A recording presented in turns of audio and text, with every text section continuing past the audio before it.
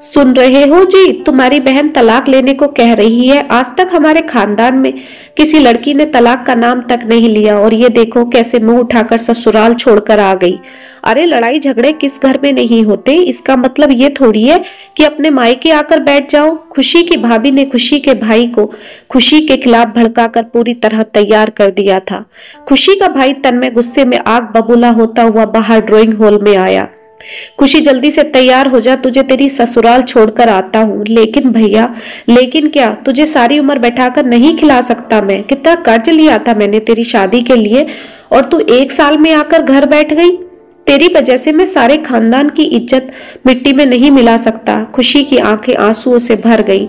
भैया एक बार मेरी बात तो सुन लीजिए, मुझे कुछ भी नहीं सुनना है। बेटा एक बार सुन तो ले, खुशी क्या कहना चाहती है। क्या सुनूं मम्मी? कविता की बात हो गई खुशी की सास से, सबसे जुबान लड़ाती है ये अपने ससुराल में और एक काम को भी हाथ ना लगाया इसने वहां। कविता भी तो इस घर की बहू है, सबकी हाँ में हाँ मिलाती है, सबको पलंग पर बैठकर खाने को देती है। भैया बात काम की नहीं है, आत्मसम्मान की है।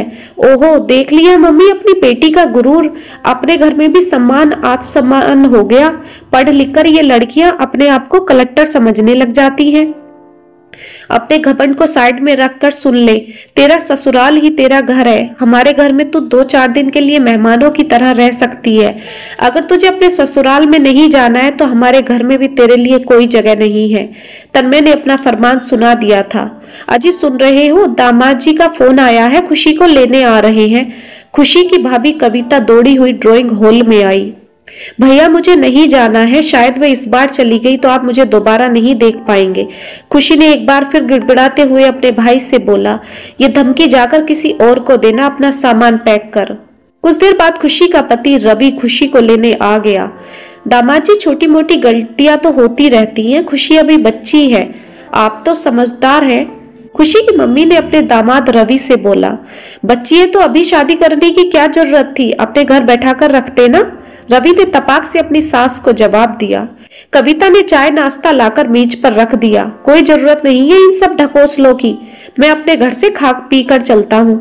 रवि पैर पर पैर रखकर हिला रहा था। तन्मय एक तरफ बैठकर रवि की सारी एक्टिविटी नोटिस कर रहा था। खुशी अपनी अटैची लेकर बाहर आई, रवि आगे आगे चल दिया।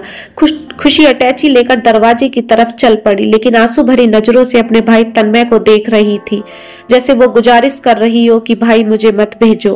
तन्मय एक मोम के पुतले की तरह खड़ा हुआ सब कुछ देख रहा था। खुशी गाड़ी में बैठकर रवि के साथ चली गई। तन्मय अपना सर पकड़कर सोफे पर बैठ गया, जैसे उसके अंदर हजारों सवाल जवाब चल रहे हों। कुछ देर बाद तन्मय तेजी से उठा और गाड़ी की चाबी लेकर दरवाजे की तरफ दौड़ा। सुनो जी, कहाँ जा रहे हो? कविता ने हैरानी से चिल्लाया। तन्मय बिना कुछ कहे ही कार लेकर चला गया। कुछ दूर जाकर तन्मय को रवि की गाड़ी खड़ी हुई दिखाई दी। तन्मय ने शीशे से अंदर झांका तो रवि खुशी का गला पकड़कर दबा रहा था। हरामजादी, तू मुझे तलाक देगी? तेरी इतनी औकात हो गई? अभी तुझे मार के यहाँ फेंक दूंगा। किसी के बस की मेरा कुछ बिगाड़ना नहीं। वैसे भी तेरे भाई ने तो तुझे धक्के मार के निकाल ही दिया। तन्मय ने रवि को खींचकर गाड़ी के बाहर निकाल लिया। धक्के मार के निकाला है तो खुशी का भाई इसे वापस लेकर जाएगा और तुझे तो मैं कोर्ट में देखूंगा। तेरा सारा परिवार सड़क पर ना ला दिया तो मेरा नाम भी तन्मय ना।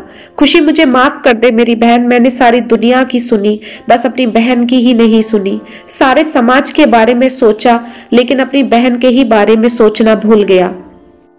तब मैं खुशी को वापस घर ले आया। कविता भाभी खड़ी हुई आंखें फाड़ फाड़ कर देख रही थी, मगर जिस बहन का भाई उसके साथ हो, उसकी भाभी उसका क्या ही बुरा कर सकती है।